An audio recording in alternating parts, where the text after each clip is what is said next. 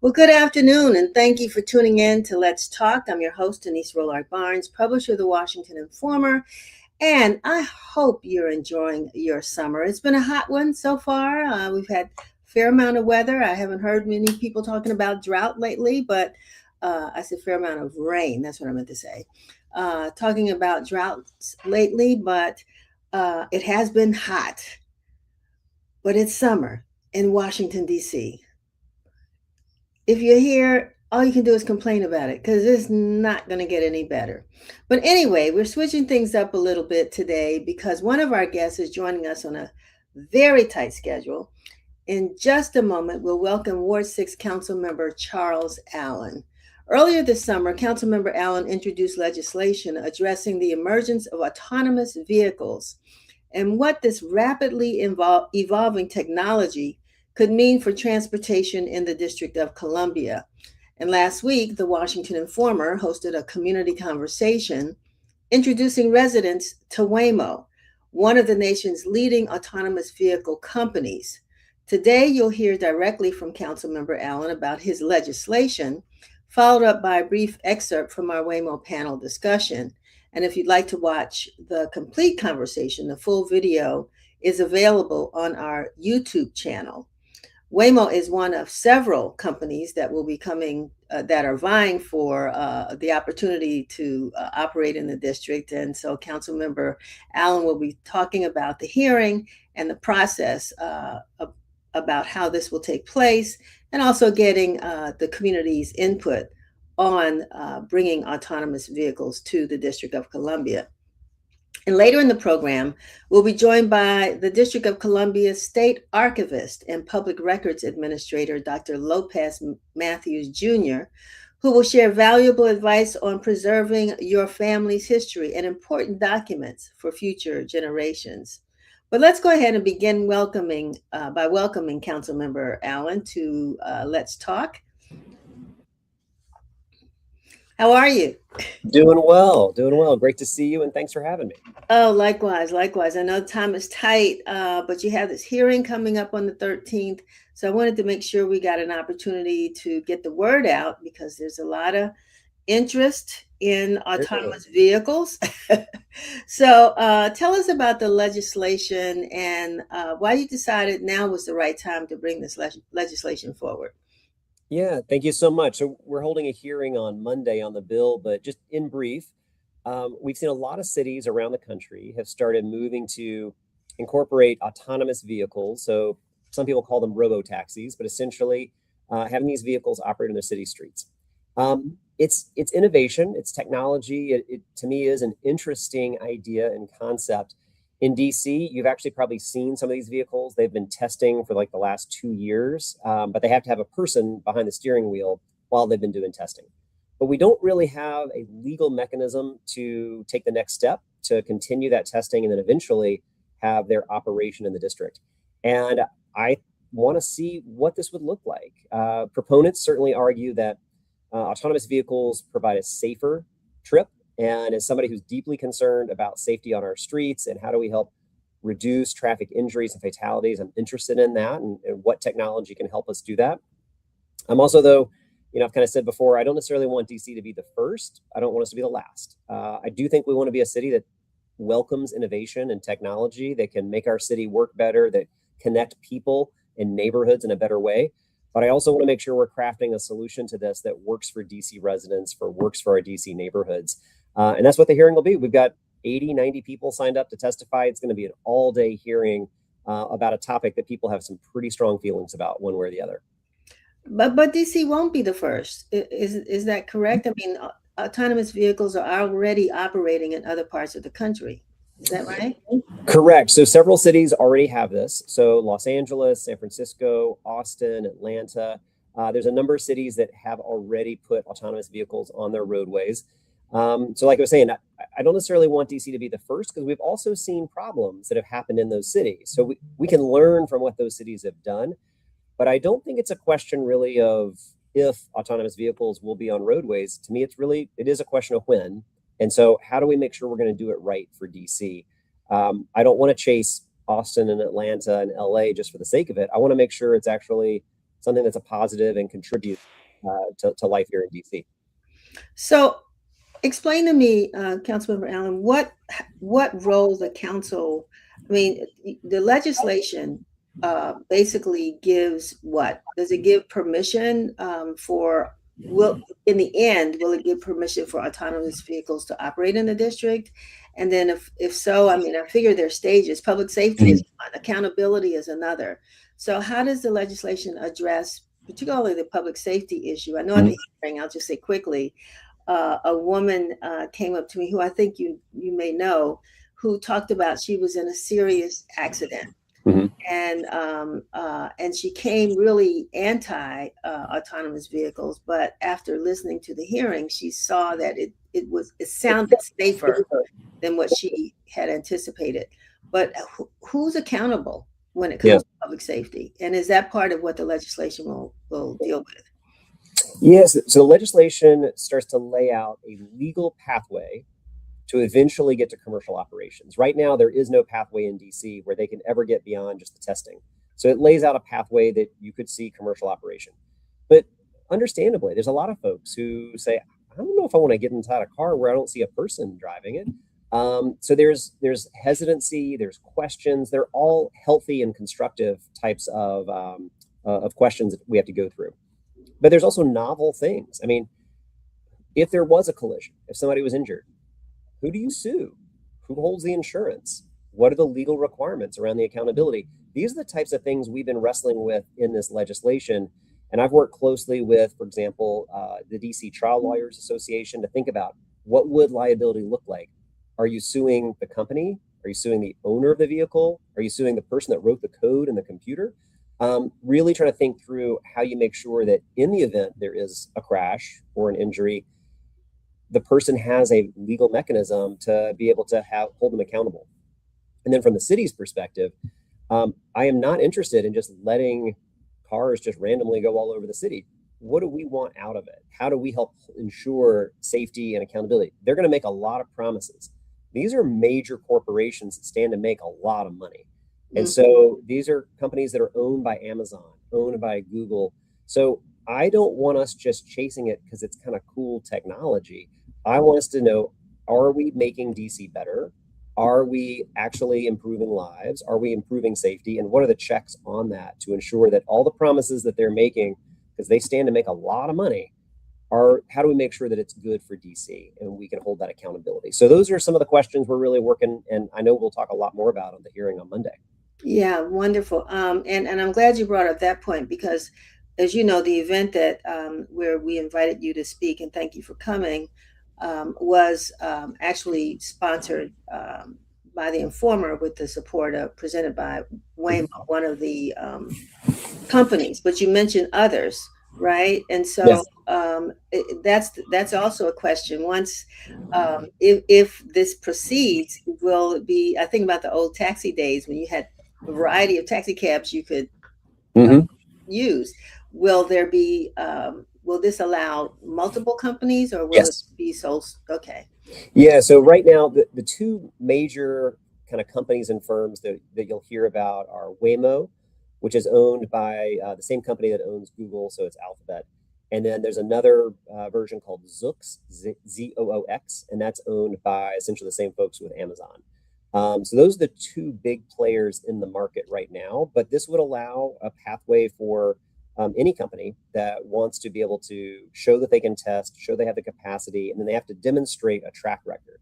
And what the law does is it lays out stages of where you have to test and prove what you can do, that you can do it safely. And then it slowly builds you through that process to then eventually get to full commercial operation. Okay. And one of the questions that someone raised, we thought about, a lot of people don't like driving the Beltway. So they go through the city as opposed to around the city. But these what your legislation does really affects what happens in the District of Columbia. Exactly. So for someone who might be traversing from DC to Maryland, that Waymo is going to drop them off at the border. Is that correct? Or how is it going to work? It's not going to work well if the car just kind of stops at the border and you got to hop out. But you're right. So I can write the laws for DC, but I can't write the laws for Virginia or Maryland. So as of right now, Maryland and Virginia have not passed legislation allowing for this operation. Maryland's a little bit closer. They very likely will move something forward in their state sometime next spring. But right now, if you wanted to catch a Waymo or a Zoox in DC and take it to National Airport, you can't. It won't be able to go into Virginia. It can't go into Maryland. So this would only be for rides that begin and end inside DC. And I have a question here. I'm not sure even if I understand the question, but it's what protections does your legislation include to safeguard residents' privacy? And is privacy an issue? Yeah, it's part of what we're going to explore a little bit more on Monday. Yeah. So, for example, you're going to, just like any app, you're putting a lot of personal information in, but that's going to be true whether you're calling an Uber or a Lyft or things like that too, right? So, how do we have that privacy protection? I've had people ask me questions too. These vehicles come with LiDAR and radar and a lot of technology that is essentially taking pictures and scans of the environment around it. So I'll use an example. You're walking on the sidewalk or you're walking in a crosswalk. That vehicle sees you. In what way is it collecting information about you? Think about when you go through an airport and you go through the screener and you got to put your hands up and it's fairly invasive, the pictures it's taking. Right. I've had people ask me, is the LiDAR and radar taking that level of picture that it's collecting that about you just when you're walking in the crosswalk? We're going to ask a lot of those types of questions during the hearing to the companies that are coming. How are you collecting information? Where does it get held? And what is our expectation about your privacy when you're in a public space? And how, for those who are, I know there's other questions about people who, have literacy issues, as well as people who have physical disabilities, right? Wheelchair bound folks or, what have you. Will this be, if it comes into fruition, will this be a means of transportation that they can consider? I think it's important to remember, the disability community is not a monolith. And so we have heard, for example, from the vision impaired and blind community that this could be a really big game changer in terms of having greater access to be more independent in mobility because they can hail a Waymo and be able to feel confident getting into that vehicle, right? I've also heard, though, from the disability community, if you are in a wheelchair, if you have other physical disabilities that are limiting you, is there's no person in there to help you pick up that wheelchair and put it in the car. So these vehicles do not work for that. And I think one of the questions we want to look at, in the same way that we actually have written into law that taxi cabs have to have a certain number of their fleet, they're wheelchair accessible, should we have the exact same requirement of a Waymo or a Zoox or any one of these companies? Because we're talking about transportation in the public space. And again, we're creating a legal framework for them to operate and, remember, make a lot of money in DC. So how do we make sure this works for DC residents? And if it's leaving out a significant number of our DC residents, for example, that are in a wheelchair or have other mobility challenges, then we're not doing right by our city. So we got to make sure it works for everybody. Well, it was a real pleasure the other day outside of the Atlas Theater on 8th Street to meet Curly, and I can't remember his last name, who actually is one of those drivers, right? So we're talking about jobs. And I told him, I said, I think I've seen you before because I've taken photographs of the Waymo vehicles that I've seen on. He said, well, if it's on Mass Avenue, I said, yeah, that's what he said. That's me. He said, everybody has a picture of me, right? Because they've been taking pictures of the vehicle. But I asked him, talking about jobs, right? I said, how did you end up becoming a test driver for Waymo? And I don't know what kind of background or experience he had, but he was told that, there was a job available and he could drive a vehicle and around the city. And he could tell you everything you wanted to know about the vehicle. The other question I asked him, I said, a group of people are out and, people pile into cars. He said the vehicle is going to require you to have a seatbelt. The car will not move without you putting on the seatbelt. But I do want to talk about job opportunities because some people believe, that this may destroy jobs. Some people think it's going to increase opportunities. Can you talk a little bit about that? Yeah, well, this is technology that it's a disruptor by its nature, right? It comes in, it's new technologies, innovation, and whenever that happens, there are workforce impacts. So in the cities that have moved quickly to adopt this technology, what we have seen is that very quickly, a large number of these vehicles are deployed out onto their city streets. So for the person who's, picking up probably a second or third job, hustling to be able to help pay the rent, and they drive an Uber, they drive Lyft, they could be impacted by this. And I think they will. I don't think it should be an if. It is. They will, right? This will be a disruptor. So part of what we're trying to do in the legislation, it recognizes that. We don't try to pretend it's not going to happen. We recognize there will be a jobs impact. And so we actually set up a fund where a lot of the permit fees that these companies will have to pay to operate in DC can actually go to help with workforce displacement around either directly compensating people who lose their jobs or helping with retraining and workforce opportunities to help that individual transition to something else. But the companies themselves talk about new jobs being created, be that in fleet maintenance, be that in electricians and engineers that will be involved in this work. So it'll be something we continue to explore on Monday, but I think we should be very clear-eyed. It does have the potential to be very disruptive to a workforce. And how do we as policymakers think about how do we protect those workers? Now, I'll also be candid. Let's not pretend Uber and Lyft are great places to work. I mean, they take advantage of workers. They are contract workers. They don't come with health insurance or benefits. They are taking advantage of a contract worker. So we got to be really thoughtful about how do we help take care of people who, in all honesty, are hustling to help pay to live in this city or in this region when it's so expensive. And they're usually Uber drivers that are picking up second, third shifts, trying to pick up a few hours a week, just trying to make ends meet. And if that job goes away, what happens to them, to their families, to their households? So we need to be very thoughtful about that. Well, I'm glad we, first of all, thank you for coming and joining us today to have this conversation. And I hope that people who hear this it'll spark their interest if they're not going to be there to testify, but at least to watch the hearing on Monday. And I always want to remind folks, how can they access public hearings, either, no matter where they are? I know you can watch online, but is there a shortcut you have for telling people how to get there? We will certainly be broadcasting from our social media channels. And I know you've got those listed on the site, so I appreciate that. The links to how you can follow online live. It's broadcast on DC Council's TV channel. And of course, it's a public building. It's a public meeting. It's a public hearing. So anybody who actually wants to come down and see it in person, we encourage that as well. So we'll be here at the John A. Wilson building, but we'll have it on our YouTube channel, on social media. And so encourage everyone to tune in. I find very few people are indifferent. They have strong feelings about autonomous vehicles, either very excited and supportive or very much concerned and anxious about it. So we're really trying to navigate and respecting a lot of people's feelings and considerations around this. And it should be a very exciting hearing on Monday. And Monday's not the end of the conversation. So there will be a period where people can still submit.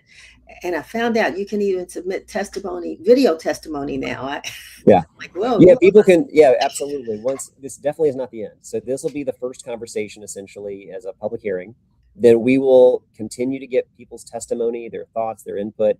And then we'll work on this over the next couple of months and see if there is consensus, if we can build towards that to be able to move something forward. So there's no deadline to submit your questions or thoughts or anything? There's a deadline in that the record for the hearing closes. Right. It's usually about 2 weeks after the hearing. Okay. So I'd encourage people to get their feedback by then. But I mean, I'm a public official. Anybody who wants to share their thoughts, you're able to do it. So email, call, tweet, whatever you want to do. That's a good way to make sure we hear it. All righty. Well, Councilmember Charles Allen, I want to thank you very much for being with us, for sharing this information. And we're going to be following this. I know you will. We'll be talking more about it and we'll see what happens. But thank you so much for watching us. Absolutely. Thanks so much for having me. I appreciate it, Denise. All righty. Have a good one. So we're going to take a few minutes for those. I keep mentioning the town hall that we had that the Washington Informer sponsored in conjunction with one of the contractors, potential contractors, and that's Waymo, last week at the Atlas Theater. And we were very grateful that people did show up. They were allowed to ask questions because we want to do our part to make sure that the community is involved and has a stake in what happens here for many reasons, as Councilmember Allen just mentioned. So I think we're going to take a few minutes to watch the panel. We want to share that with you. Know that you can see the entire panel discussion anytime by visiting our YouTube channel at Washington Informer TV on YouTube. So I'm going to have us to move on to that right now, and then I'll be back in just a second.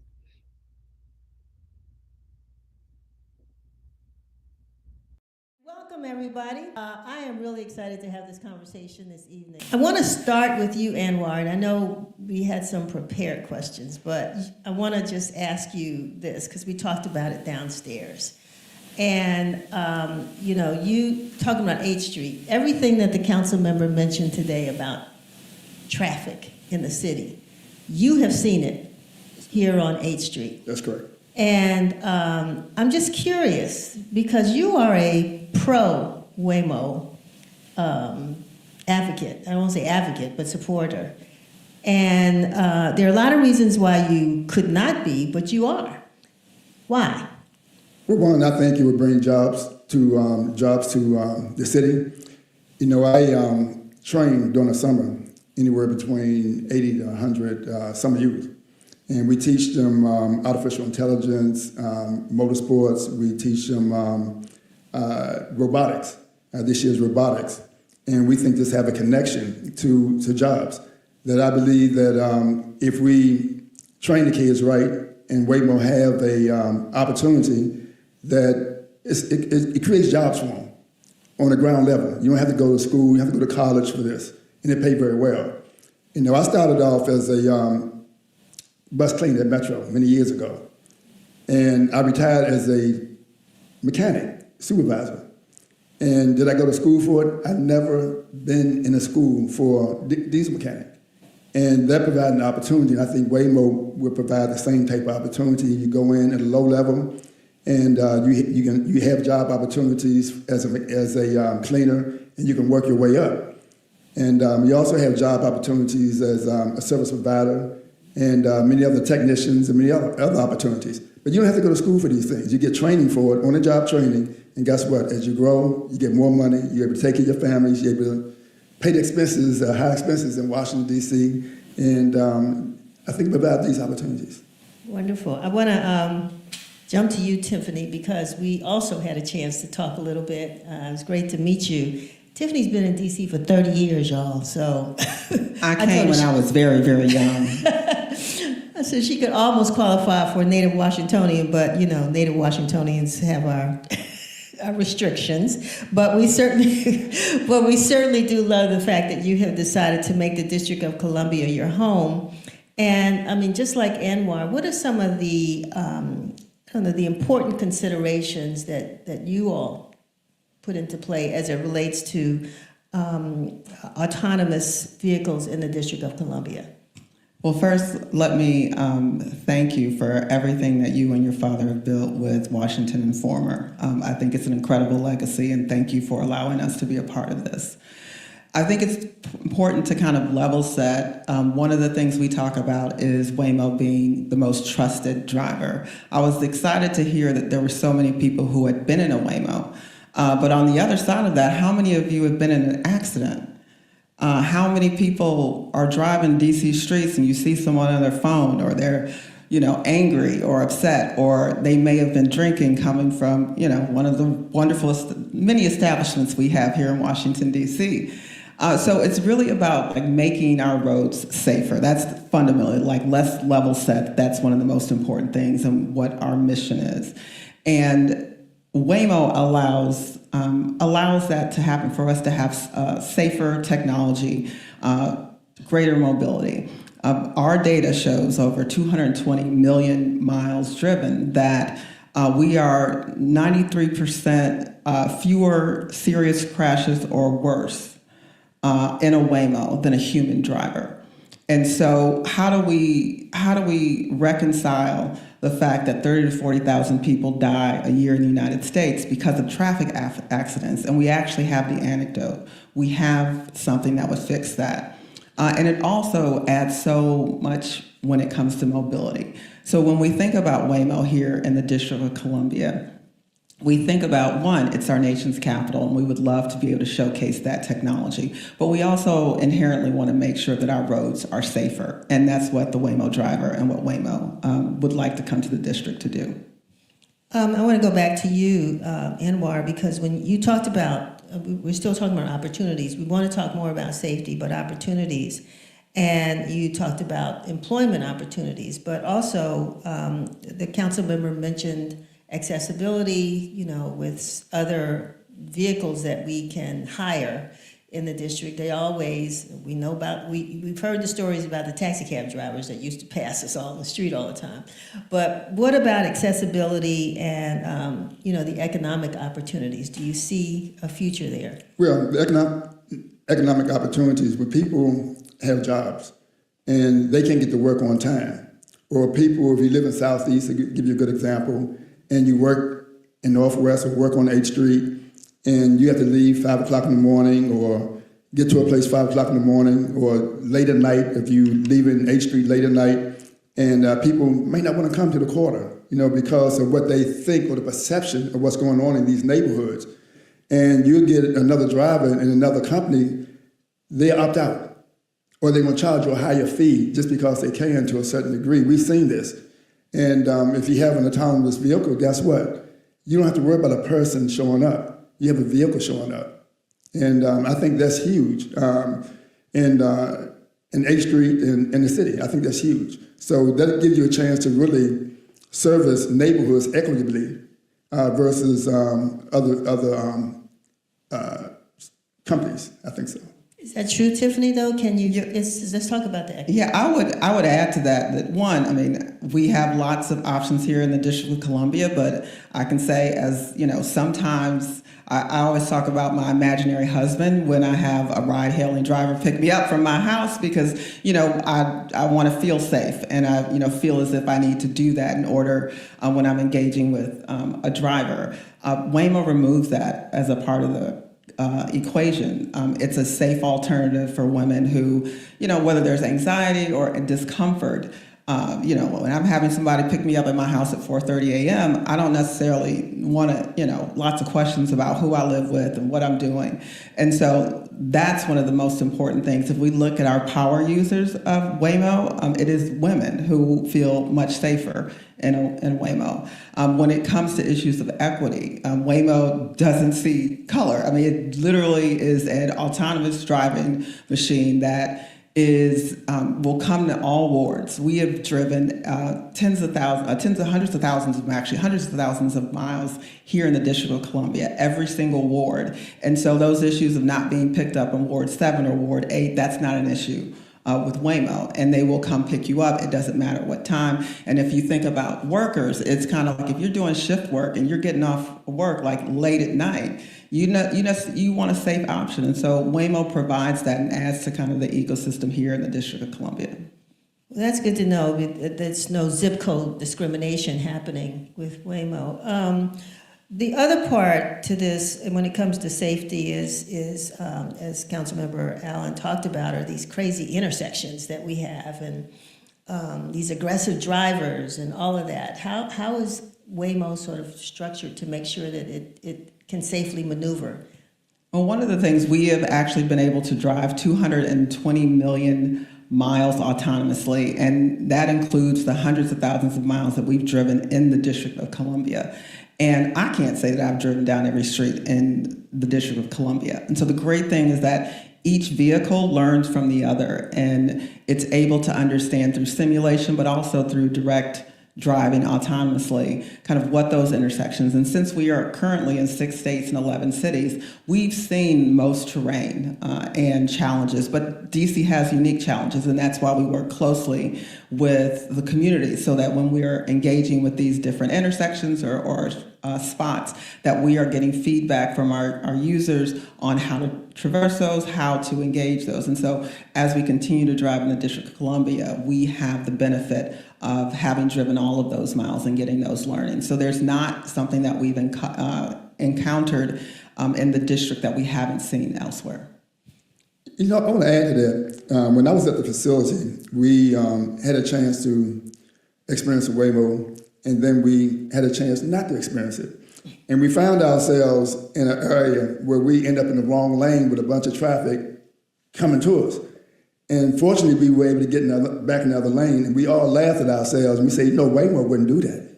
Waymo wouldn't do that because it's safer. And I think that was another good experience, because if it was another situation and we were in that lane and it was a rush hour, it could have been a hard accident and all of us could have been hurt. So that gave me more confidence in really saying, no, this is a good ride versus us being out here doing what we're doing. You know, so I think that's where society is going.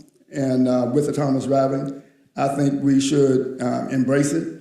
You look at someone getting off of work or coming from a club, and let's say they had too much to drink or they're too tired. I have a son who got off of work late. He was in a serious accident, almost lost his life. But if it was a Waymo driver, if it was another situation and he wasn't driving his own vehicle, I think more people would not go through that and it would save their lives. You know, they wouldn't have to go through that. So I think the Waymo system is a very good system to give you an option. One of the things that even folks said to us when we talked about having this event here at the Atlas is there's no parking. Where are you going to park, right? And that's a problem on H Street, period. Well, it's a problem in a lot of places now, but on H Street. And so how do you think Waymo will benefit the businesses on this corridor? Well, I think not only Waymo would benefit, I think we would benefit if we can partner with Waymo and do some type of promotion and partnerships to pull people in and off of the corridor. I think that gives us an opportunity versus if you had another type of company where you have individual drivers. I don't think they will have that opportunity because they working off of another salary cap. And I think with Waymo, you can look at that, and I think you have an opportunity to partner with them and do something different. That's a conversation I think that could be had. And I think curb management system, I think that's kind of the next frontier. And we want to work with local partners to do that. The benefit of Waymo is that we're all we are centrally kind of dispatched. And so we can manage kind of our fleet size kind of to go up and down based on traffic. I know that was something that the council member mentioned, so that we would be able to kind of, manage up and down depending on kind of the need and the interest. Tiffany, who would be your customers? Me. I found, we've done surveys of riders. Again, I said our power users are women and people of color. I think people who are interested in getting from point A to point B, and they want as many options as possible. It's someone, again, like we mentioned, coming off shift work that doesn't want to, have to engage with someone. It's someone who just wants some quiet on the way home. They don't necessarily want to have to engage with someone. But I think it's that person getting off the metro that wants to get that last mile and get home. I think there's so many opportunities. A lot of the support that we've gotten has been from the disability and accessibility community on how we create more agency and more freedom of movement and mobility for those who may have low vision, may be blind. But we also understand that we want to make sure that, with Waymo, we can provide those greater choices for mobility in the district. We have, we're fortunate in DC because we have such a diverse population here, but we've got a lot of seniors too. Have you determined whether, seniors themselves would say yes or no? I've talked to a couple who said absolutely not, and then came back and said, but I would try it. So, but I'm just curious if when you talk about the population, if that's a group that you think Waymo would also have as a customer. Definitely, and I think we're actually in the district working with organizations that are focused on seniors and mobility. I'm trying to think, would my mother have taken Waymo? She probably would say no, never. But she actually was an early adopter of technology. So I think I would like to think that she would kind of jump at the opportunity. I definitely would. But again, I mean, as we continue to age in place, as we continue to have caring for parents and being in the same households, the ability to have that type of mobility for seniors where you don't have to wait for, your child or something to take you someplace. It just opens up so much to kind of live life and continue to have some longevity and agency. Well, I was saying that because my mother was one of those who said no, but I'd try it.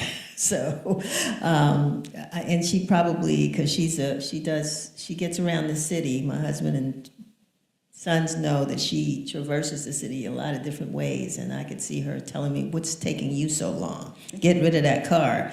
But talk about a little bit about how Waymo is investing in the District of Columbia. Yeah, and I think that's one of the things that distinguishes Waymo from kind of traditional ride-hailing services. I mean, those are, independent contractors.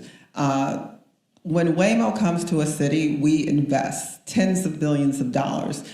We hire locally. There's a lot of kind of focus on there not being a driver and like what that means to kind of the job ecosystem. But there's so many jobs that are part of our depot: electricians, mechanics, technicians, so fleet operators. And so we know, and those folks can't, it's not like, most tech companies where it's centralized at their headquarters. These are jobs that are local. Those would be individuals from the District of Columbia and surrounding areas that would have those jobs. And those are jobs with benefits. We found in our partnership with Lyft in Nashville that we, through a partner, FlexDrive, that a lot of former Lyft drivers actually changed to become part of kind of our fleet operations. And those are jobs, careers with benefits. So we've seen kind of the ability to shift like drivers to other roles that may be a better fit for their lifestyle. And so that's what we're looking forward to doing in the District of Columbia. Is there an estimate of if and when this legislation passes and Waymo actually is in Washington, D.C., is there an estimate of how many vehicles will be on our streets? Well, I think that's an open question. At first, I'd like to thank the council member for the legislation and bringing this issue to the forefront because it's important. Again, this is happening. This is everyday life in 11 cities in the United States, and we very much want to make it a reality here in the district. I think it's an open question on how many vehicles, and that the great thing about being centrally dispatched is that we can upsize or downsize depending on the need, and they're not just cars on the road. I think there was a comment earlier about kind of just idling, looking for rides. You wouldn't have those issues with Waymo. So again, we would love to serve the District of Columbia, and I think it would be additive to the current kind of ecosystem. I think it's not about how many vehicles on the street. I think it's more about how many opportunities it creates, and I think it'll create tremendous number of opportunities. But so Anwar, we talked a little bit about how it will benefit the businesses on 8th Street. Have you had conversations with some of the business owners? They know you they probably have your phone number on speed dial. Are they talking about Waymo themselves? Or autonomous vehicles? And the ones I have, and they talking about 8th Street being an experience. And I think Waymo will help bring about that experience. We want 8th Street to be that neighborhood, that quarter of various experiences. And I think Waymo will help offer that. Yeah, okay. So I've run out of questions on my list, so I am going to open this up to the audience as well if there's anybody out there that have questions. But you say you can't see? Oh, there we are. There are lights. Hey, everybody. Okay. I see a couple of hands. Yeah, help me out with some questions. We would certainly like to hear. Oh, hello? Okay. Oh, I thought she had a mic. Hi. Hi, where are you? Over here. There you are. Okay. Hi. Thank you so much for this opportunity to hear more about Waymo. You mind introducing yourself and let sure. us know if you're a district resident or not? Hi, my name is Yetunde Okeshola. I am a district resident. I live in Ward 8, so definitely interested in accessible transportation. Does the conversation about Waymo in DC, does that by default include like Maryland and Virginia? I mean, if you are traveling to work in a different city or state, how does that impact the ability for Waymo to really take off in the district? Well, we look forward to serving Virginia and Maryland as well. But currently, the way it works is that it would be geofence for the District of Columbia. But we are actively engaged in conversations with Virginia, Maryland. We would love to serve the entire DMV. So someone asked me this question before. If I'm in a club on 8th Street and it's late and I've had a couple of whatevers, these Waymo cocktails, but I live in Prince George's County, it won't take me home. Not currently, but we look forward to the day that it will. Okay.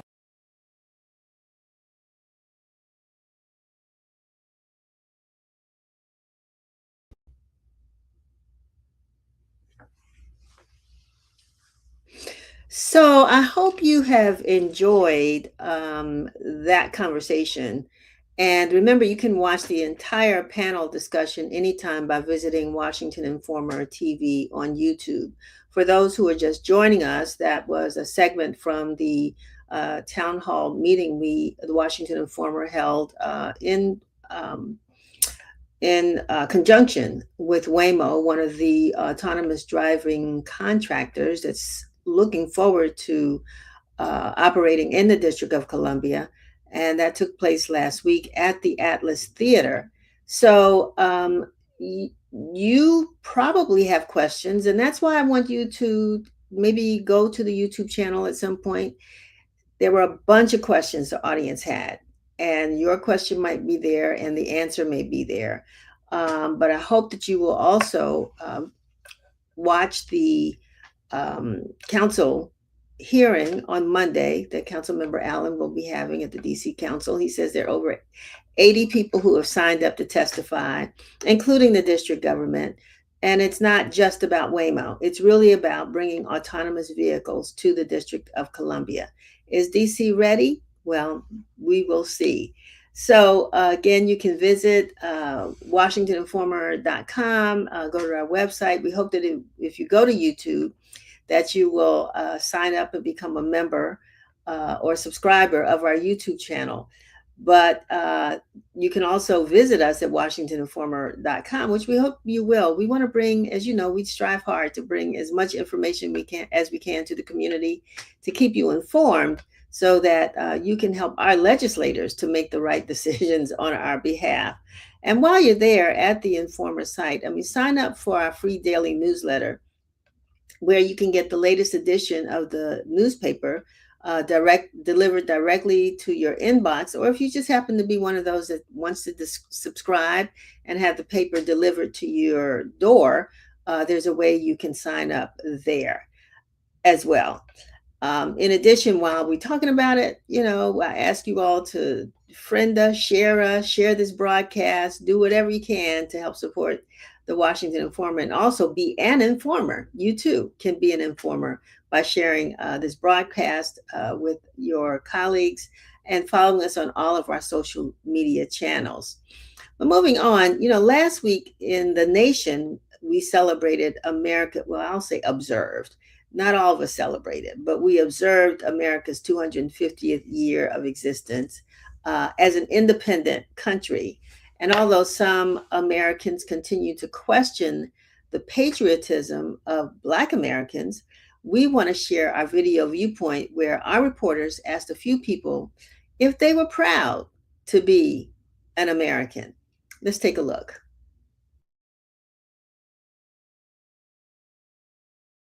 Yes, I am proud to be Black American. Am I proud of the America that I live in today? Because it has not been very friendly to the African American. Like, there is hope. I have hope and optimism that will change, but it requires all of us to work together to make sure that we help our people advance forward. Right? That means, first of all, which has nothing to do with entrepreneurship, getting out to vote. Second thing is we have to learn to work together. That's one of the things I love about being in this space, is meeting like-minded entrepreneurs. Again, I have hope and optimism that this country will become more favorable towards African Americans. I'm just not truly in favor of the current administration and the antics that they are up to. I'm I'm proud to be a Black American in the sense that I know that my community and my state really ties me into my Black roots. I am proud to be an American. I think our country does have a lot of issues and a lot of issues that are affecting our people. From my experience and perspective, other countries don't have the kind of mobility we have in the United States. Oppression is real, but I think we are in a blessed position that we can work hard and make a difference and change for our people. Absolutely proud to be an American. It is great to give back to what has been such a foundation for America. Just to give back as an entrepreneur, to give back to the community, to give back to people, to contribute to such an amazing purpose. And it feels great to be an American. Absolutely. Well, are you proud to be an American? There's a question I don't think many of us talked about, and so we would love to hear your feedback. So feel free to email us at news@washingtoninformer.com, or you can visit us again on our social media channels where we ask folks that question and add your contributions. It's something I think that we all are talking about right now. This is also the 100th anniversary, as you know, of Black History of the year of celebration of Black history in the United States. So some people responded, were they proud to be a Black American? And others, were they proud to be an American?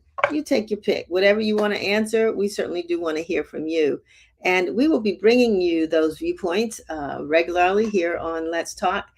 And hopefully one of our reporters may find you out there on the streets of DC, Maryland, or Virginia to pose a question and to get you engaged in the conversation.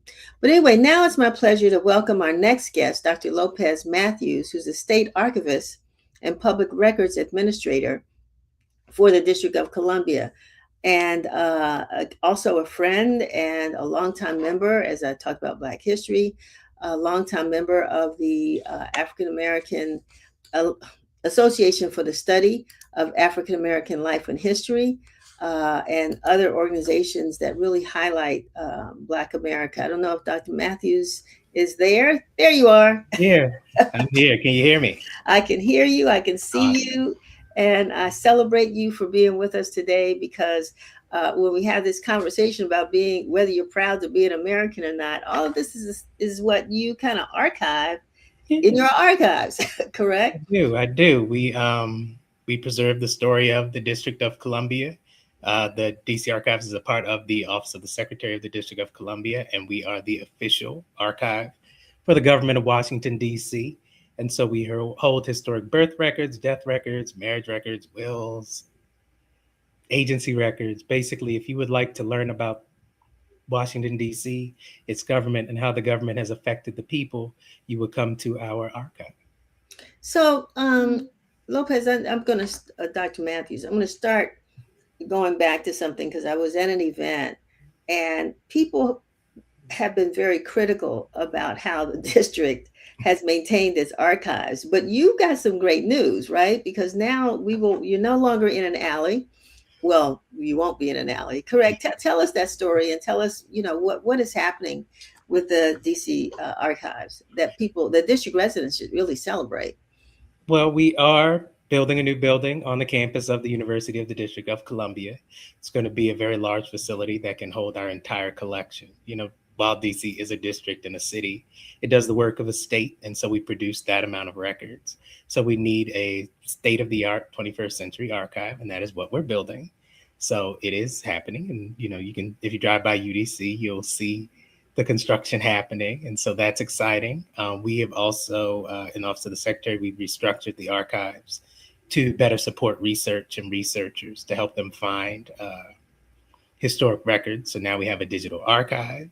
We have updated systems to manage the collection. We also have a digital preservation system to begin preserving electronic records, because that is the way of the future. So we've been doing a lot, both in the archives itself, as well as looking to improve the physical location of the archive. So good things are happening.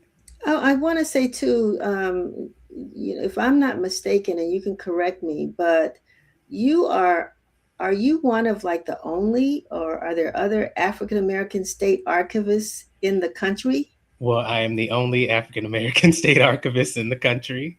We are Hmm. included in the Council of State Archives, or Council of State Archivists, because we are part of the United States. They're the 50 states and the 6 territories, including Washington, D.C. And I am the only African American, so looking to have more.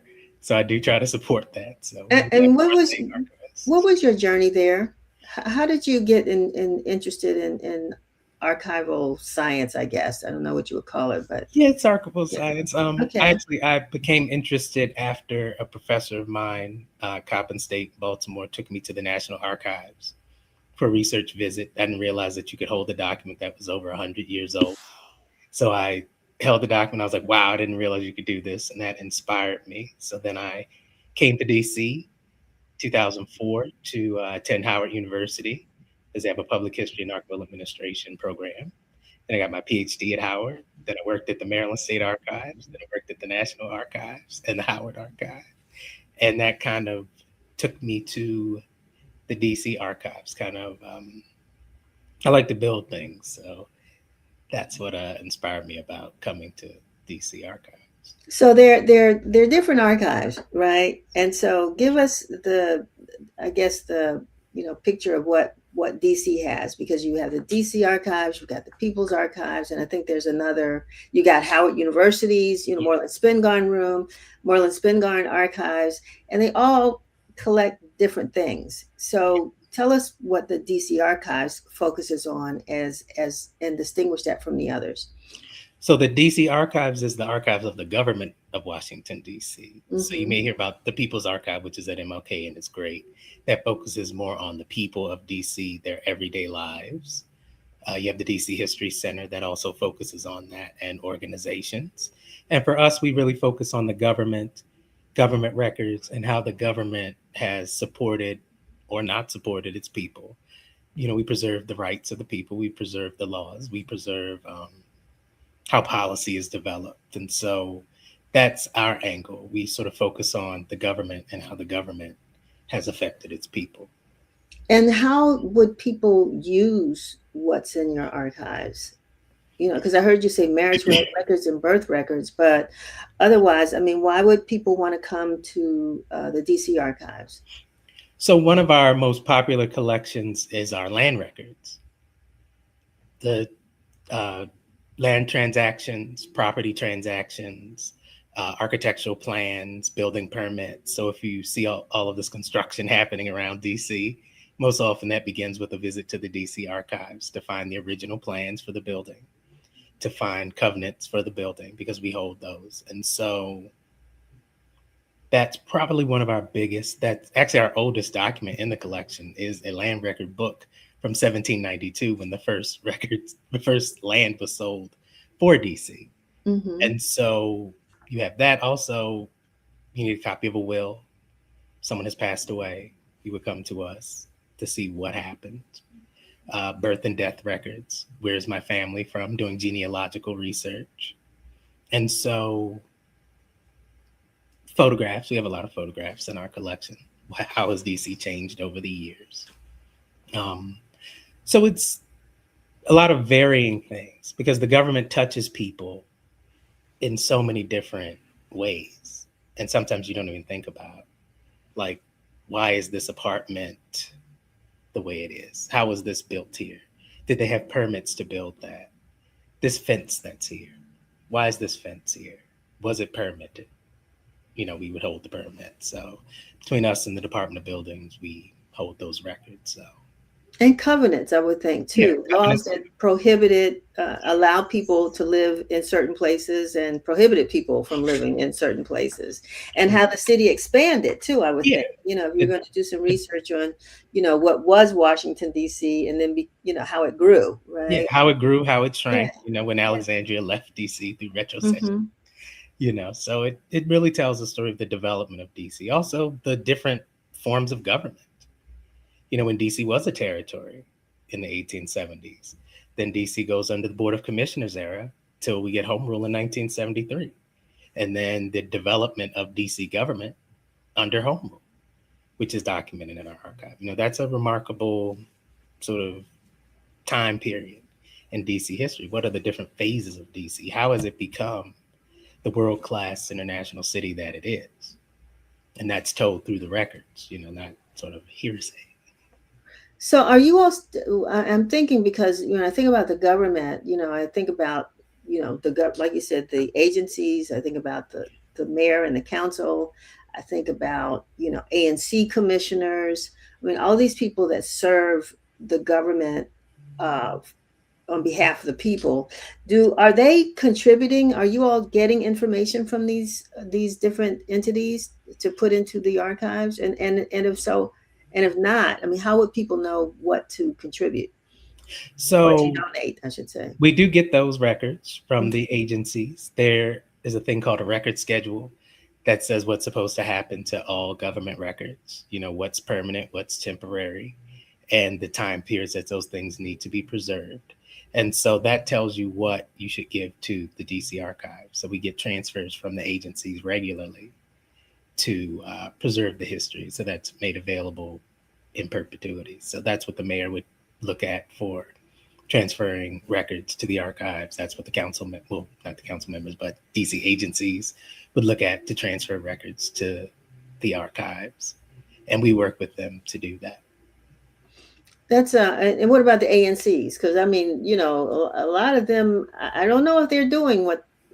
Well, we're working, considering that. Let me put it that way. We're working with the ANCs too to make it easier for them to submit their records to the archives as well. Right, and that's things like meeting minutes and agendas.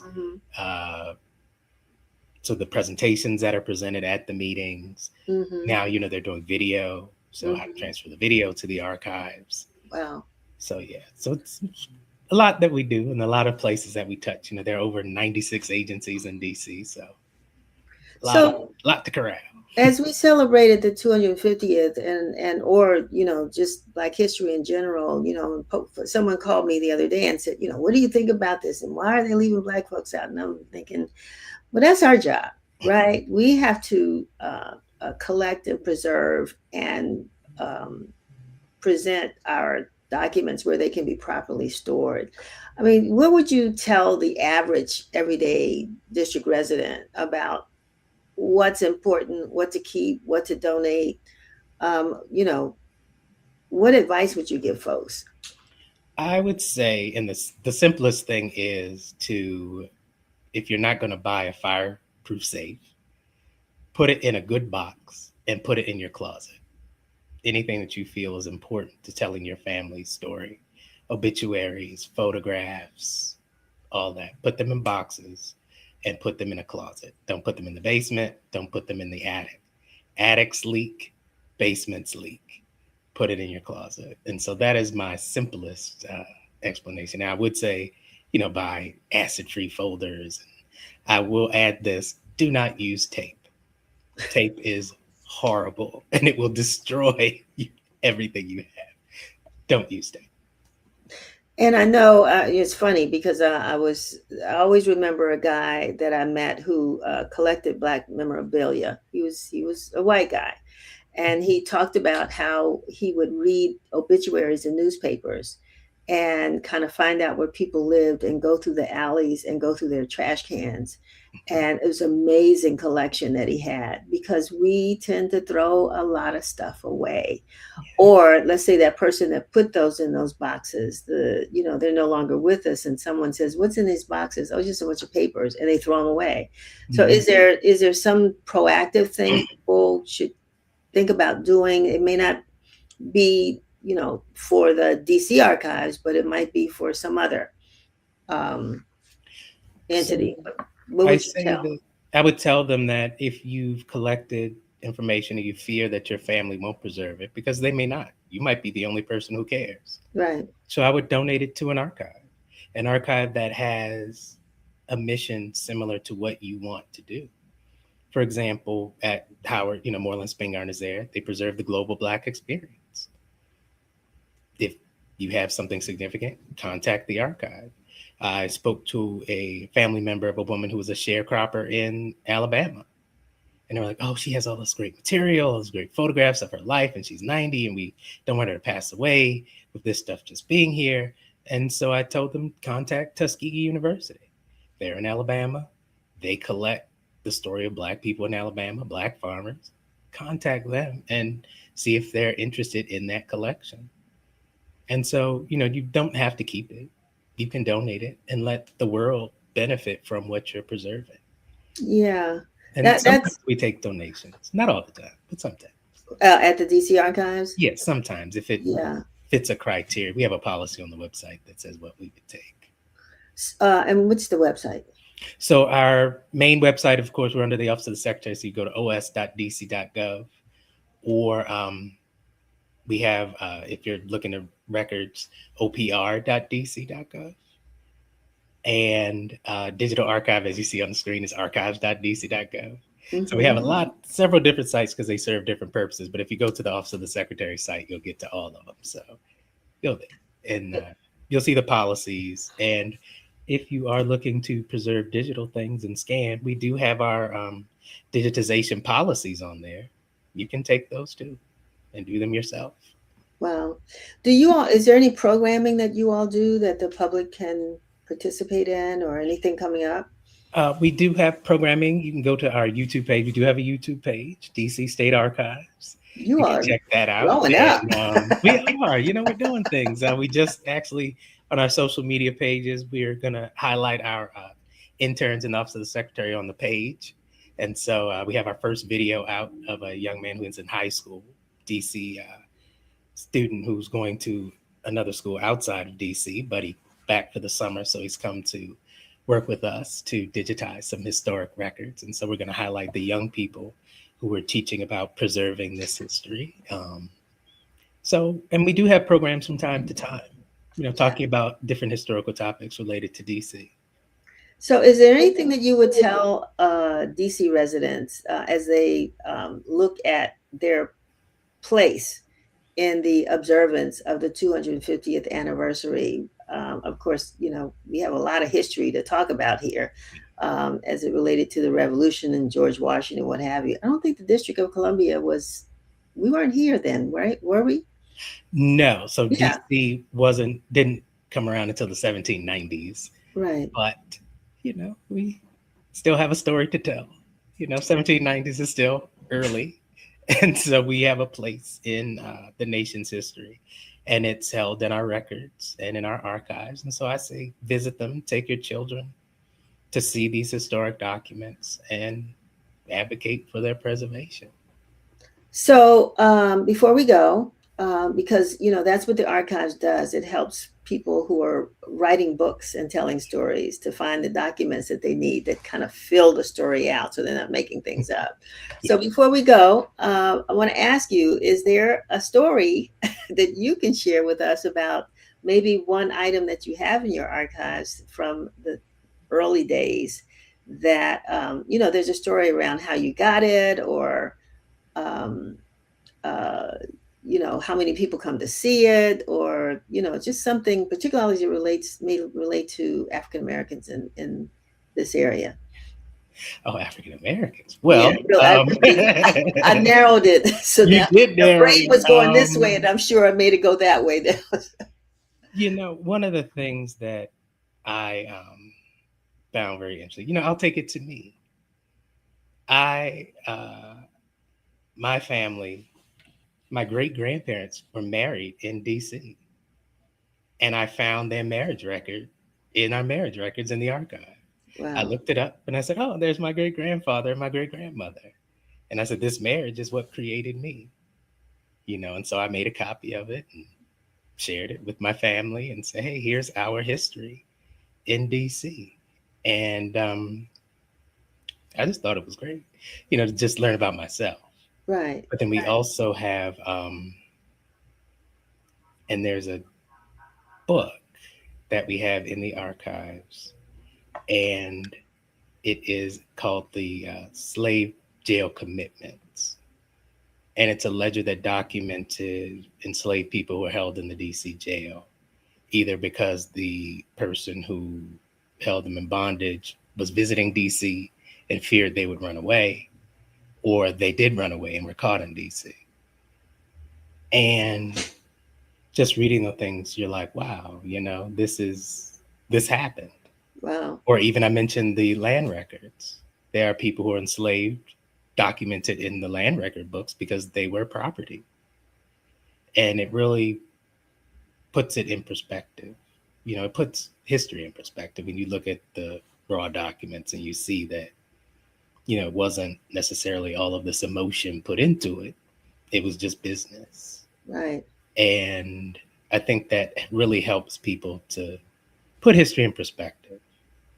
Sometimes people are afraid to learn about history because they don't have the proper perspective to understand what it means, And so I think looking at actual documents, no commentary, no interpretation, just looking at the raw document really helps people to understand what history is. And that's why I love archives, and that's why I love working with documents. That's why I try to let the staff work, but sometimes I'll be like, ooh, what are you looking at? What is that? Let me look at these pictures. We're digitizing Marion Barry's pictures right now. And I just go and I look through and I'm like, oh, wow, look at that. Oh, look at this. Look at what Anacostia Park looked like, or look at what this part of town looked like before all of the change happened. And it's fun to me. So I love it. Yeah. And I'm sure it's stark because people who've lived here for at least since he came have seen how the city has changed and have great memories about that too. So, yeah, well, I could ask you a zillion trillion questions about just what you have and your experiences and what's there and the treasure trove that the DC Archives is. So, but I want to thank you. I know you have to go and we're at the end of we've actually extended it, but I want to thank you for being with us today and keep us up to date on what's happening with the new archives at UDC. I certainly will. Thank you so much. All right. Have a good one, you Dr. too. Matthews. All right. We'll talk soon. Great to speak with you. All righty. So I want to thank all of you all for watching Let's Talk. We appreciate you spending part of your day with us, and we hope that you got something out of this, both of our conversations or all of our conversations today, particularly as it relates to autonomous vehicles, as well as our DC archives. This summer we have about 7 interns working with us, but one's working virtually, and they have been very busy. Earlier this week, one of our interns had the opportunity to talk to the vice president at Target and asked about the boycott. And we hope to have a Target representative join us next week to discuss what they are doing in the community. If not, we will have the video along with the intern, Jordan, a student from Elon University, who's with us, who is writing the story, and you can read it in next week's issue of the Washington Informer. Another one of our interns, Will, was out yesterday for the NFL's 2027 Draft Source Program, where the NFL officially welcomed the businesses selected to support the production of the 2027 NFL Draft. As you know, that will be hosted in the District of Columbia. So we look forward to hearing Will tell us about that experience. Be sure to visit us at WashingtonInformer.com for the latest news and information affecting our community. Subscribe. If there's a subscribe button on your YouTube channel, please push that button because we certainly do want you to be a member of the Washington Informer family. Subscribe to our newsletters and follow us on social media and on Washington Informer TV, as I said, on YouTube. Until next time, I'm Denise Rollard Barnes, going to get some water. Thanks for watching and have a wonderful, wonderful weekend.